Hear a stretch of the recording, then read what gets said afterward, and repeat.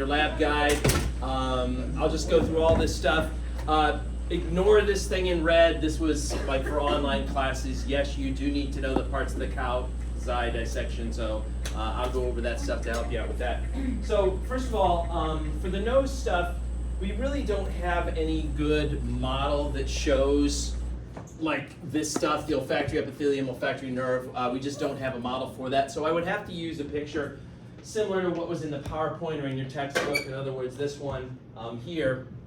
And just to run you through these things. So here's the inside of the nose. Up in this purple area would be where you find the olfactory epithelium. And then this is kind of a super duper close-up of that area up there. This is all the olfactory epithelium in that layer. And by the way, I'm just kind of like going off the cuff here. I may say some things that aren't in your lab guide, but once again, I will only ask you about stuff that's in your lab guide. So if I mention something, it's just because I have a huge knowledge base and I just can't, help myself from saying things that are super intelligent. All right. Anyway, this is olfactory epithelium. This in here would be the connective tissue layer, also known as the lamina propria. Then up here, this would be part of the ethmoid bone. That's that cribiform plate that has these little holes in it that are called the olfactory foramina. Down here, when you're looking at the olfactory epithelium, there's three types of cells you should differentiate. And they're all kind of based on their position of their nuclei. If you have a nucleus and it's down kind of close to where the inside of the nose is, in other words, any of these guys down here, those are going to represent support cells. All right, they always have their nucleus down close to where the inside of the nose would be. On the other hand, if you're at the opposite end and you have your nuclei sort of up here close to where the connective tissue layer would be, those are going to be basal cells. And then if you have your nuclei somewhere like in the middle region, then you're going to be one of these olfactory receptor cells. You can call them olfactory receptor cells. They also call them olfactory sensory neurons. Either name's fine. I don't really care. Now remember, it's these guys, the axons of these guys that come up. And if you bundle those axons together, remember at this point, you're still technically considered as being in the peripheral nervous system. So if you bundle those axons together, you'd call that the olfactory nerve, okay? But as soon as they go up through the hole and they go to this area called the olfactory bulb, they're going to synapse with a new set of neurons. And after you make that synapse, you're then considered as being in the central nervous system. So if you bundle those axons together, that's why the name changes and they call it the olfactory tract at that point, okay? Just a little detail to be aware of. If you're interested in getting the question right, okay? Yeah, no big deal. Just if you want to get it right, that's all.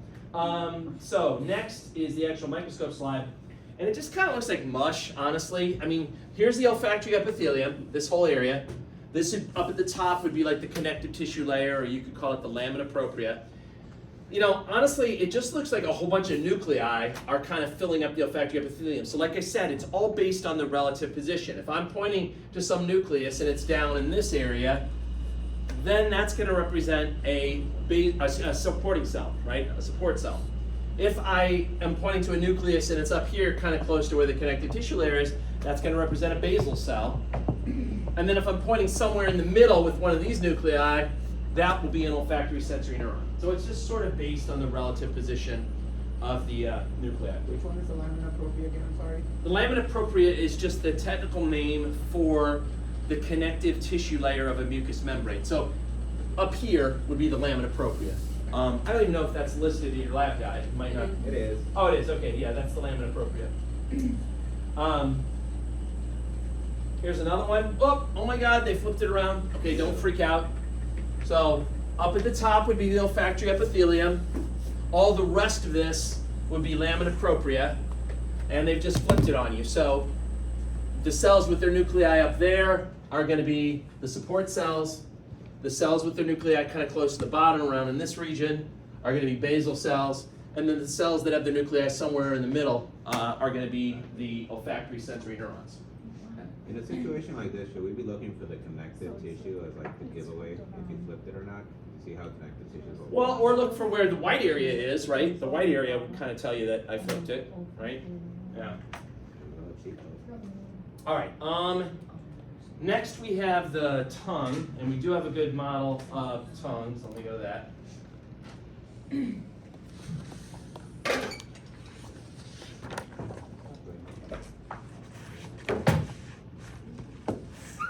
So here's the tongue model. Tongue model. Tongue model has, the way they did this model, they kind of got the whole tongue over here, and then here they show you magnified views of different parts of the tongue. Now you can see the numbers over here. Those numbers used to correspond to numbers that were on here, but they sort of like wore off over time, so you really can't see them that well, but I'll walk you through it anyway. All the bumps that you see on the surface of the tongue, those are called papillae. Going closer here.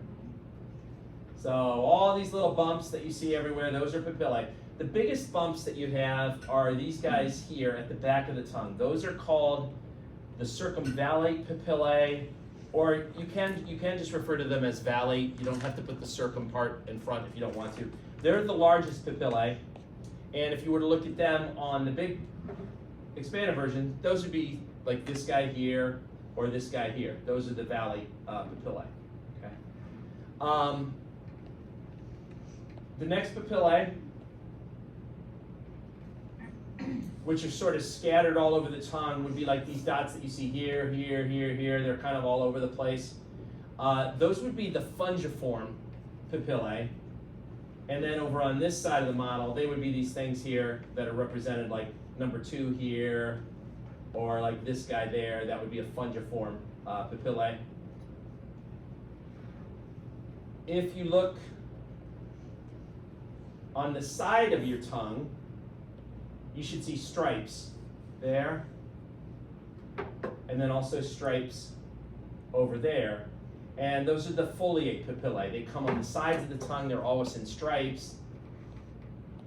And over on this, that of course would be these guys that you see in stripes here, okay?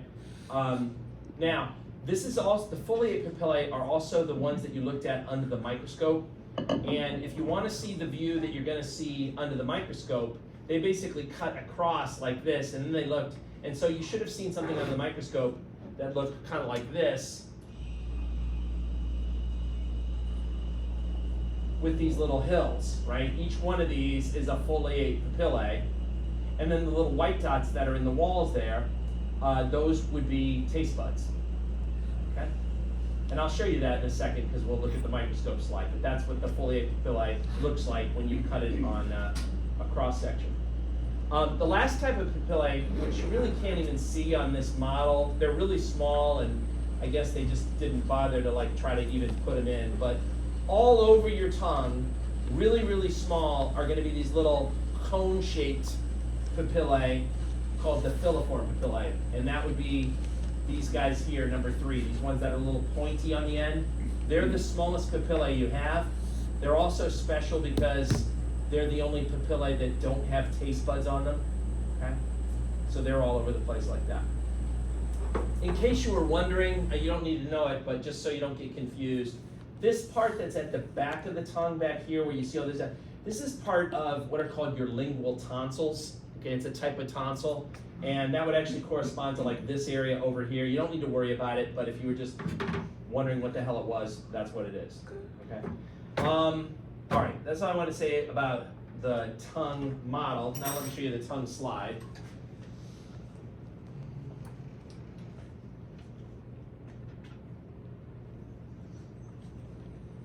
So here's a tongue slide. This is a cross section of a foliate papillae. All right. So each one of these big guys here, there, those are foliate papillae. If you can envision it, they come in rows. So it'd be like these rows are coming out towards you, right? And you just cut them. If you look in the wall of each foliate papillae, you should see these round things that are the taste buds. Okay. Those are the taste buds that are in the walls of the foliate papillae. Here is a close-up of one of those taste buds.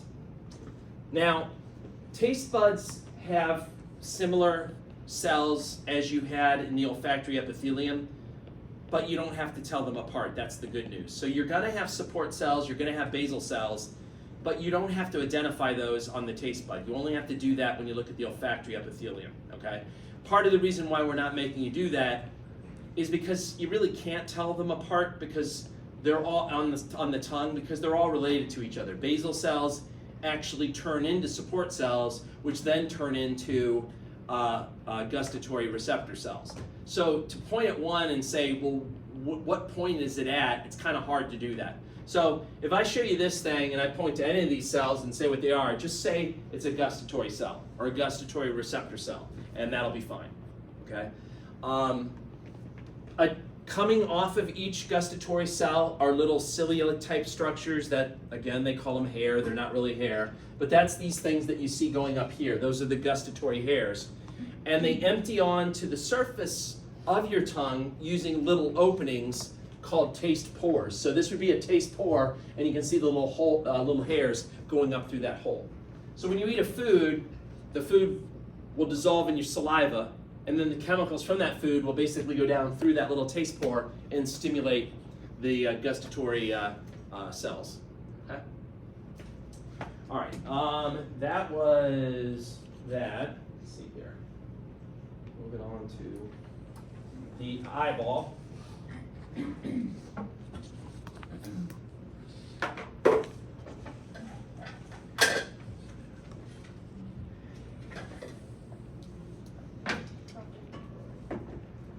So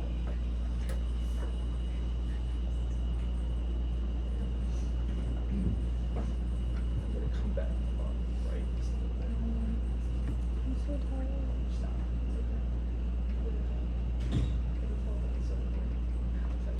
I think I would die.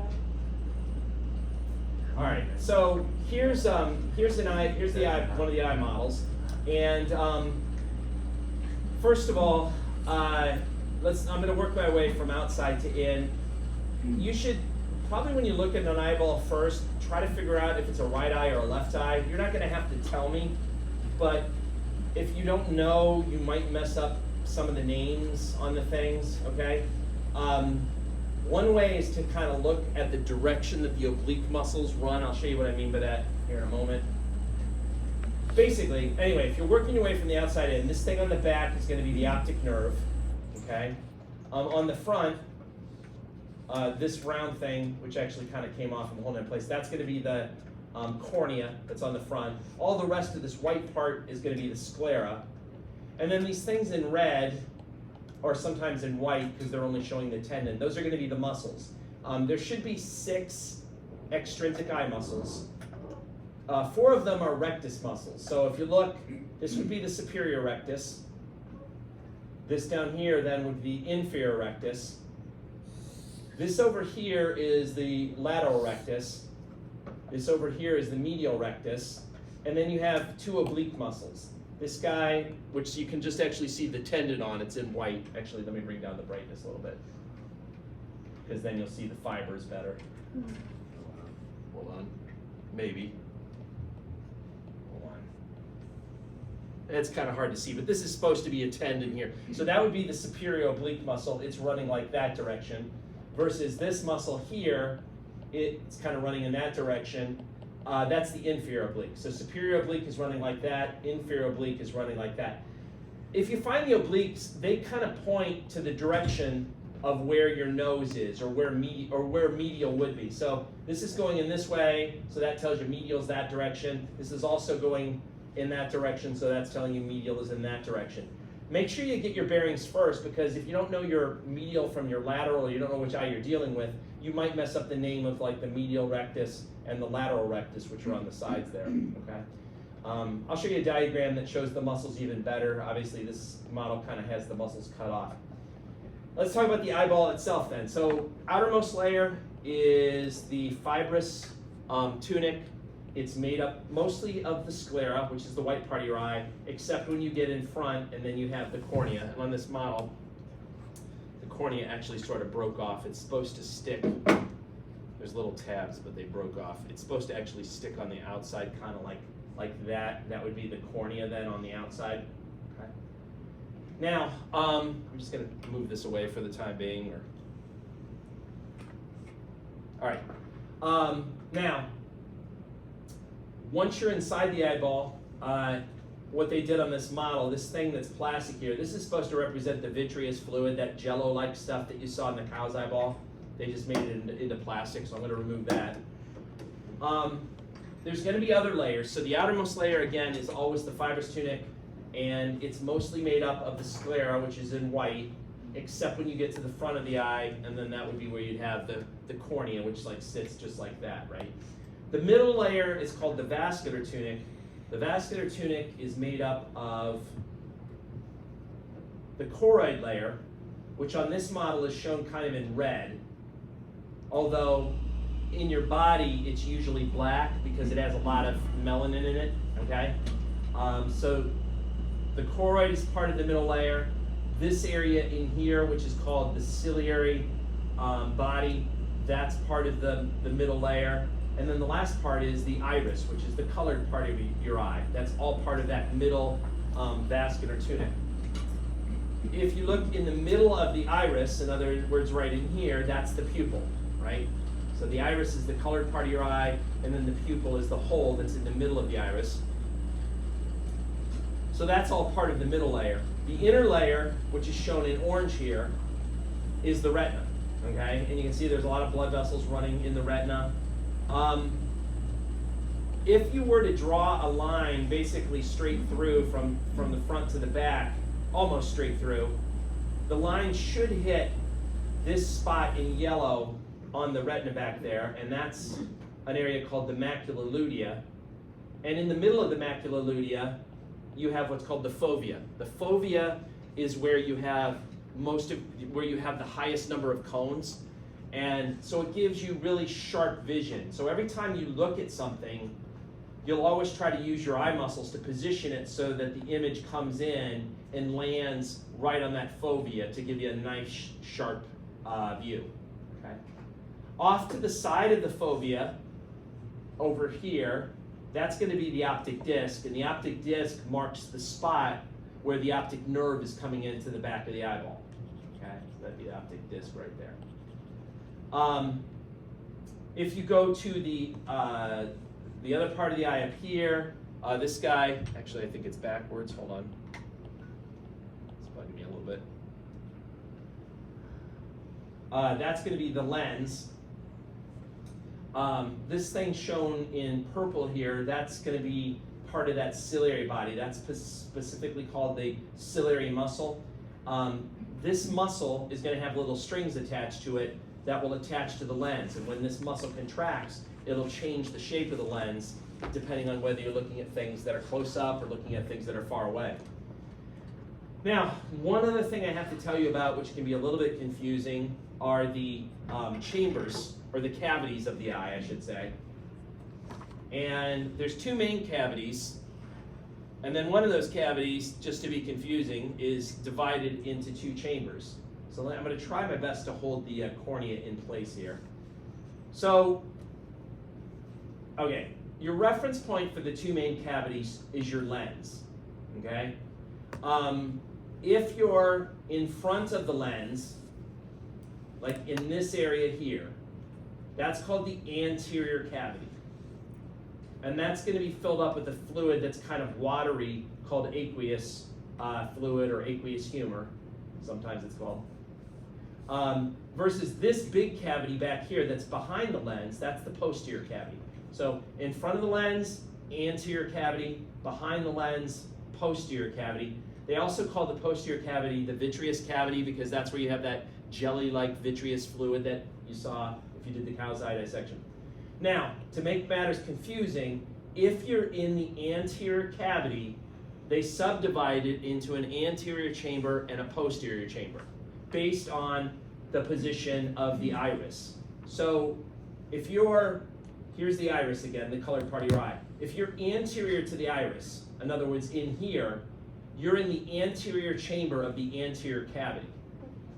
If you're posterior to the iris, in other words, in here, then you're in the posterior chamber of the anterior cavity. Sucks to be you, right? There's like all these stupid things you gotta learn here, all right? I just want to point that out. All right, let me show you a picture of the eye that shows the muscles a little bit better, just so you can see them.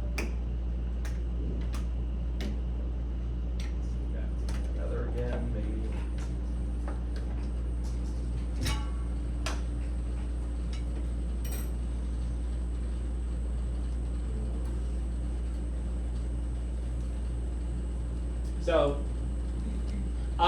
this is just an image that has the muscles kind of still attached that you can see. But notice you got 6 muscles. 4 of them are called rectus muscles. 2 of them are called oblique muscles. The 4 rectus muscles are the superior rectus, the inferior rectus, the medial rectus, and the lateral rectus. And then the obliques are the superior oblique and the inferior oblique that you see there. Notice how, like I said, the obliques are always going to be pointing or traveling medially towards your nose. So this one is traveling towards your nose. So this is someone's left eye, right? Because this is traveling towards the nose. This is also traveling towards the nose, so it's someone's left eye. Over on this side view, again, this is a side view of someone's left eye, just to get your bearings. This would be the superior rectus here. This would be the inferior rectus down here. This is the lateral rectus here. That's the superior oblique coming across there. This is the inferior oblique coming across there. And then you really can't see it because the lateral rectus is in the way, but on the other side of that would be the medial rectus on the medial part of the eye. This other dumb one that they decided to draw in here for whatever reason, that's not one of the 6 muscles. That's the levator I'm just telling you this. It's the levator palpebrae superioris muscle. That's the one that attaches to your upper eyelid and opens your eye. You don't need to worry about it for lab purposes, but if you were wondering what it was, that's what it is. All right. Now for the cow's eye.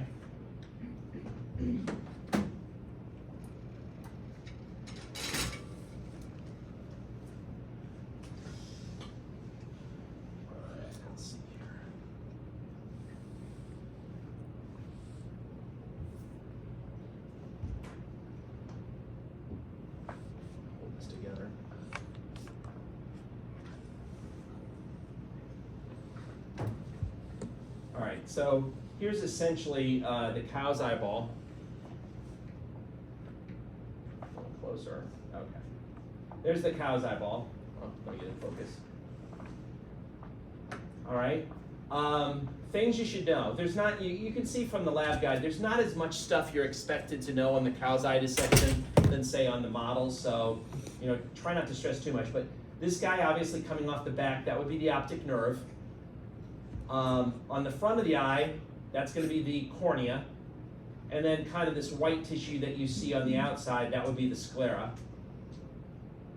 That's pretty much all you need to know on the outside of the eye. If you open the eye up, you're going to get 2 halves. Okay, and sorry, it's a little bit dark. Let me make this bright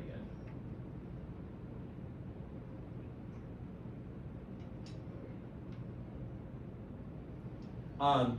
If you look at the posterior half, here's the posterior half, and this thin layer that's actually still in place, that's kind of wrinkled here, that's the retina.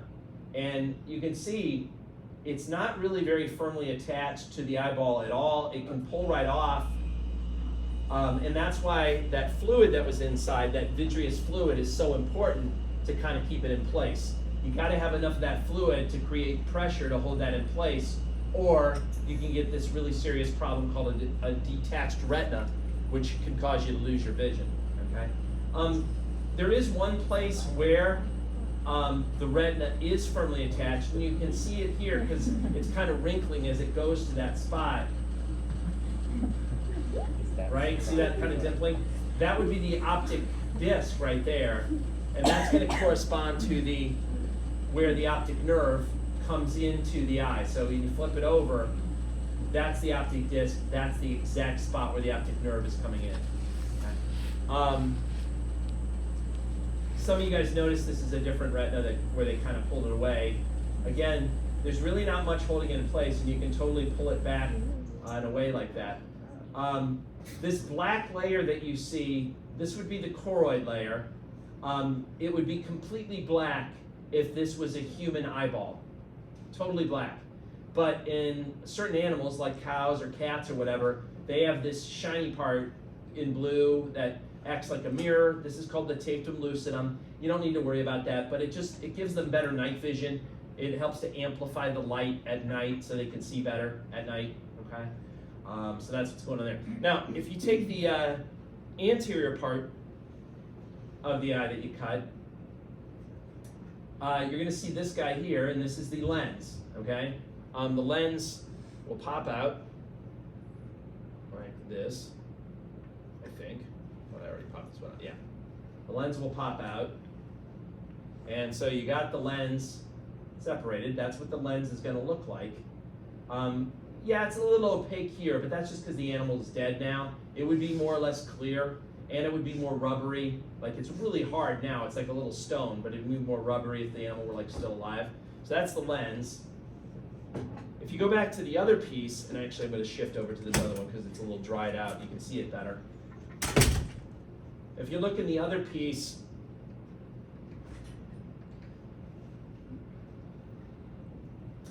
the hole itself would be the pupil. Immediately surrounding the pupil, like right around in here, that would be the iris. Actually, let me go to the other one to show you that. See a little bit better.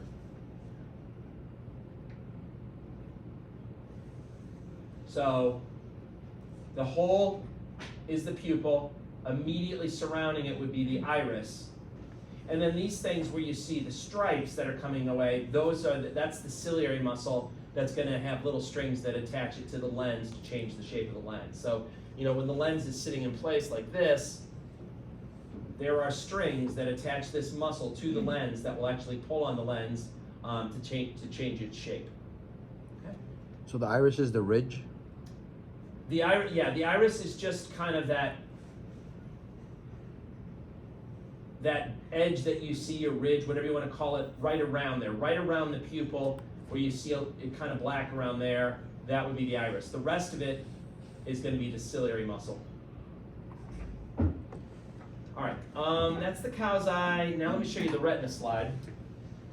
Let me take these gloves off.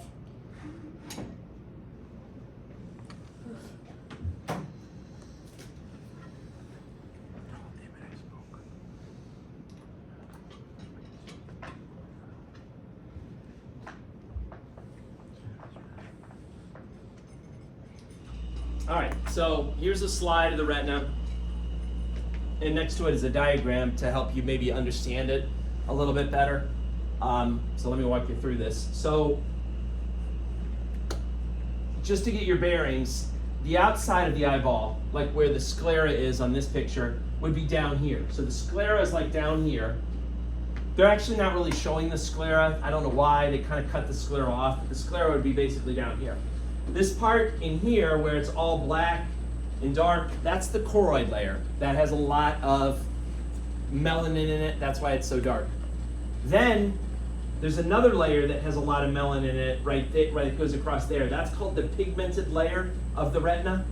So technically speaking, from here on up is all retina. Once you're down here, that's choroid, and then once you're down here, that would be sclera. So pigmented layer of the retina, which over on this diagram would actually be like these cells that are down here. That would be the pigmented layer of the retina on that side. Next, you come to this area that actually has like a dark purple part and a lighter pink part. Those two parts together form the photoreceptor layer. So that's all considered one layer, even though it looks like there's two parts to it. That's where, and that would correspond over here to this part. Okay? Where you see the dark purple, those represent the nuclei of your rods and cones. And then the other part that's lighter pink just represents the other parts, the other areas of the rods and cones where you don't actually have the nuclei. Okay? So you can call this the rod and cone layer, or you can call it the photoreceptor layer. I don't really care. Next, these rods and cones need to synapse with these cells that are up here. Those cells are called the bipolar cells, and you can see them. So this would be the bipolar cell layer. Where they synapse, this is where they're synapsing over here, that's going to correspond to this light pink area, and they call that the outer synaptic layer. It's where the rods and cones synapse with the bipolar cells. Okay, right in there. Then you got the bipolar cells themselves.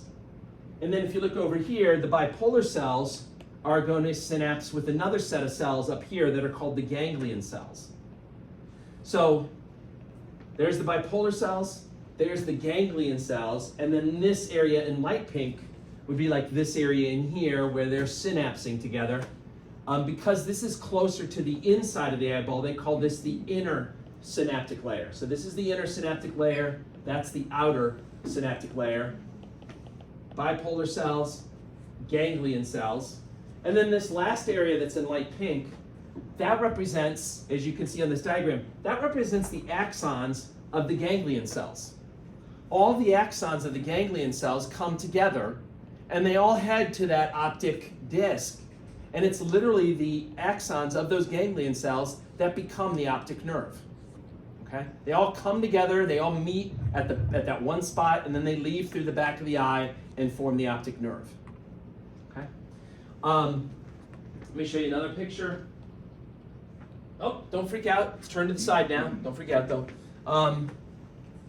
This one's maybe even a little bit better because it's showing you actually the sclera on this. So this whole pink area out here, this would be the sclera.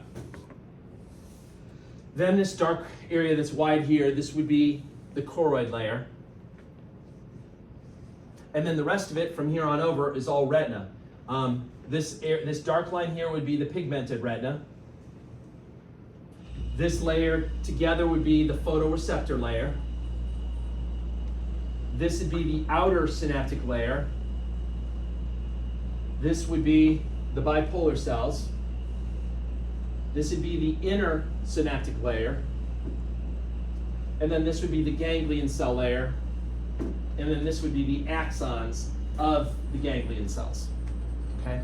Note, for those of you that tried to look at this in lab with our own slides in lab, I will just tell you that our own slides in lab do not have a very good ganglion cell layer. I don't know why. There's just not a lot of cells there. It doesn't look as nice and thick as it does here. There's just kind of a few straggly ganglion cells here and there. Okay, it's still there. It's just not quite as easy to see as it is on these. Okay. And that blue line at the end, What's that? the right side, the blue line. Oh, what's that? I just cut the side off. Yeah, I don't know what that is. I mean, I think it's probably stain that accumulated like on the surface of those axons. I don't know why it did exactly. There's nothing special about it that I know of, so yeah. All right, next, let's see here.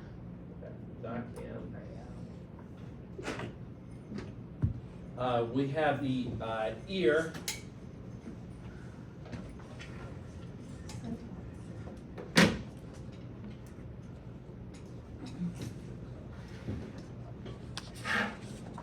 So here's the ear model, and this model's always falling apart on me, so I'm going to try to hold this together here.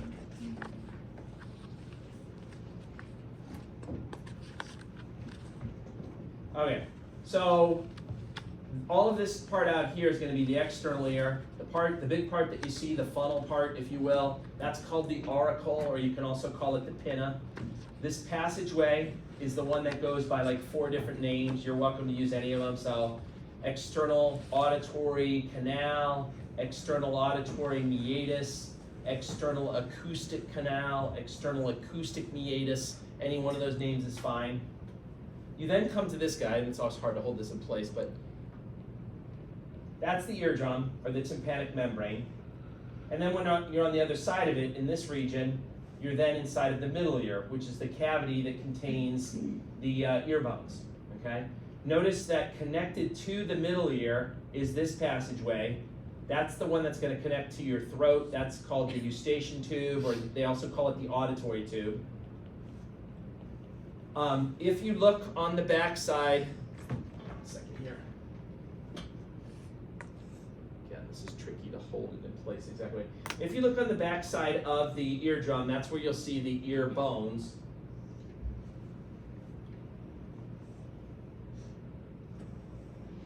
And again, the actual bone that's attached to the inside of the eardrum, that would be the malleus or the hammer.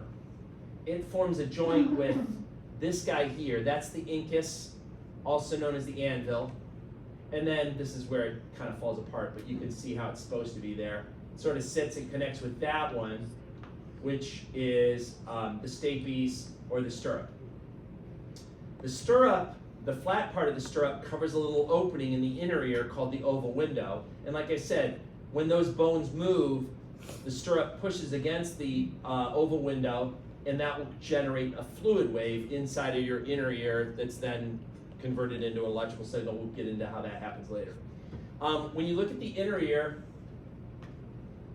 there's three parts to the internal ear. The middle part in this region is called the vestibule. This part over here that looks like the snail where you do hearing is called the cochlea. And then these big circular things are called the semicircular canals. So sort of three parts to it. This big thing coming in over here in yellow is cranial nerve number 8. That's your vestibulocochlear nerve. This is the cochlear part here. You can see it going to the cochlea. And then this is supposed to be the vestibular. I don't know, they kind of cut it. I don't know why they did, but that's supposed to be the vestibular part. It's connecting up with the vestibule, which is in the middle there. So that's that. Now we also have those ear bone models where they just show you the bones.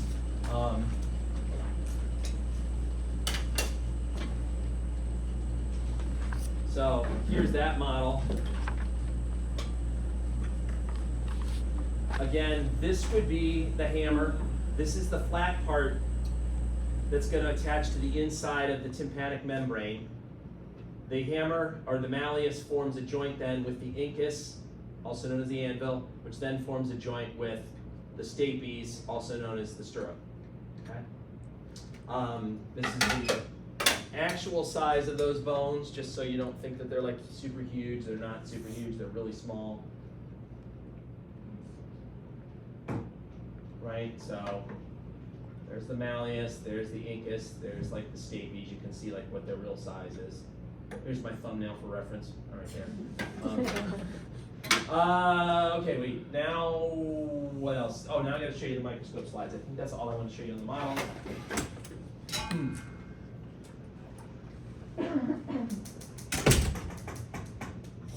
Someplace here. Okay, so this is the this is a cut through one of the turns of the cochlea.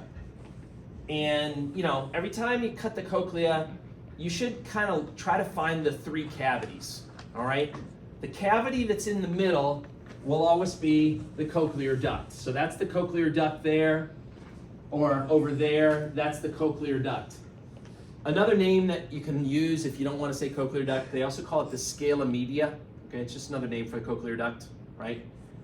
On one side of the cochlear duct, you're going to have a cavity called the scala vestibuli. On the other side, you're going to have a cavity called the scala tympani.